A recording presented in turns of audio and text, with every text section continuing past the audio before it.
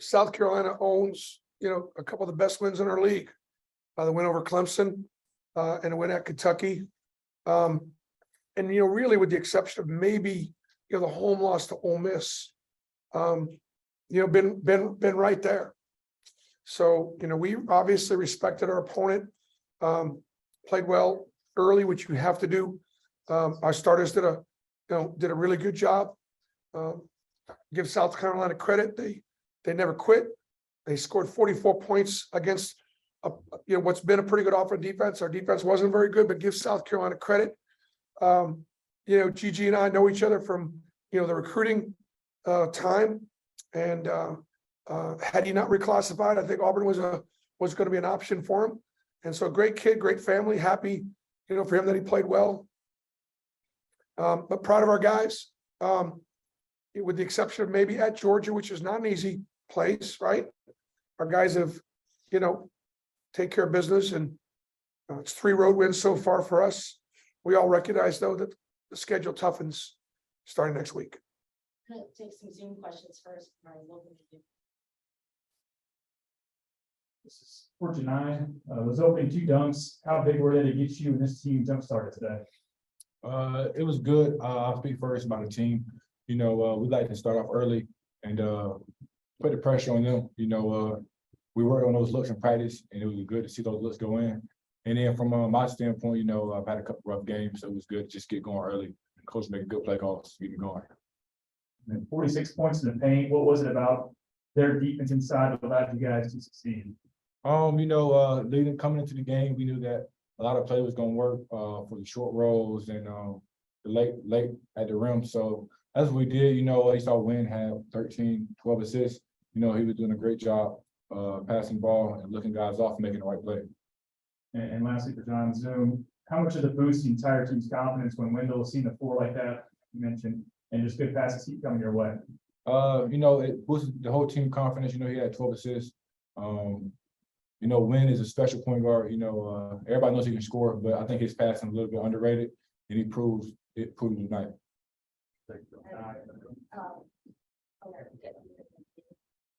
Johni, second half, what do you kind of attribute the defense, kind of not being as good as it was in the first half? I feel like we got a little stagnant. We was a little late to spots. We didn't jump out and forced them to take tougher shots. We fouled a little too much. It's like 19 free throws second half. So we need to cut that down. They doubled their points in the second half. So just defensively coming at a halftime, we got to be able to get a couple more stops. Bruce, in the first half, you guys seem to be settling for a lot of the threes instead of going back inside to Johni. Just how did you get out of that run and kind of put on that 12-3 run to end the first half? I'm 62 years old. I don't remember what happened the last 5 minutes of the game, let alone when did you want me to comment on At the end of the first half. I thought we had good defense. I thought we made some offense on our defense. We got spacing, got a little inside out, looked apart, right? Mixed in some transition with some half court stuff. And, but when you hold South Carolina 22 points and you shoot 57% yourself, that's the formula for a good lead. We just didn't maintain that, and to give South Carolina credit.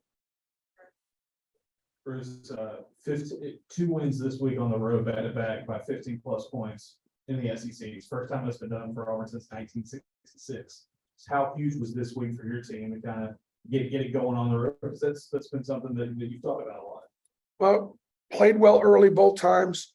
I honestly think the experience of Chennai's 3rd year, Al's 4th year, Jalen's 4th year, Zep's 7th year.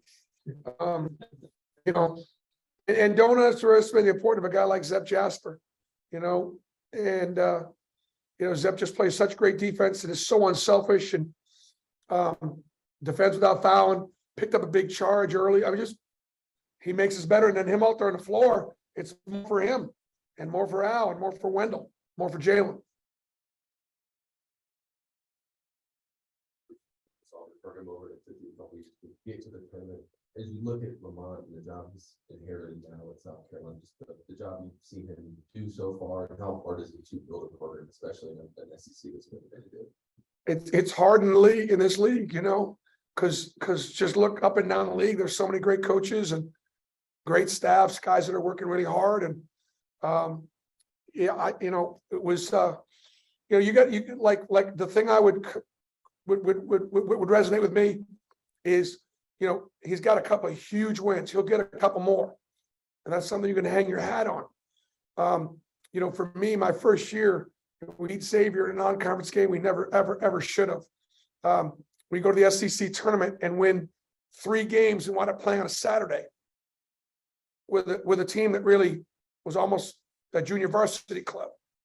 The second year we weren't that good, weren't very good the second year, but we did beat Kentucky. We did it. We had a couple of big, kids were, and then by year 3 we finally won like 18 or so, and you could just sort of tell it took us a few years.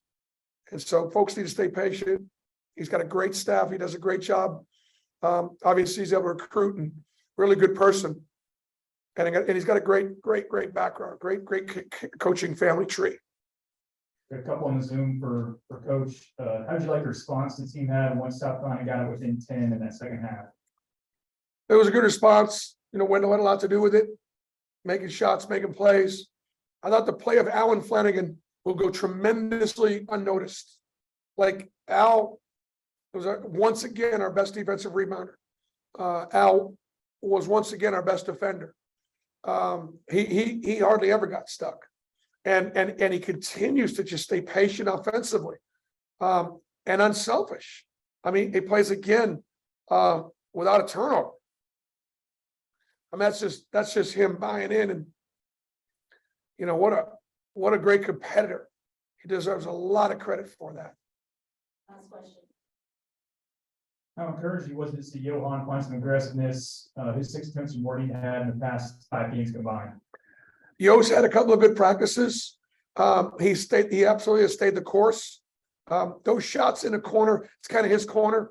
I'll tell you, when they're just shooting around, you don't want to go at Yo in that corner.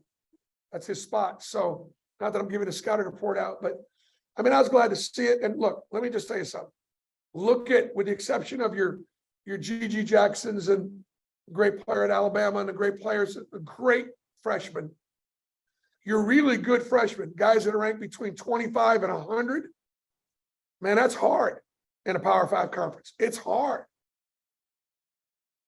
And so guys like Trey Donaldson, Chance Westry, Johan Trey are all really good players, all going to be great players. But it's hard for them in Power 5 to make huge impacts. So it's great to see him stay right and stay ready.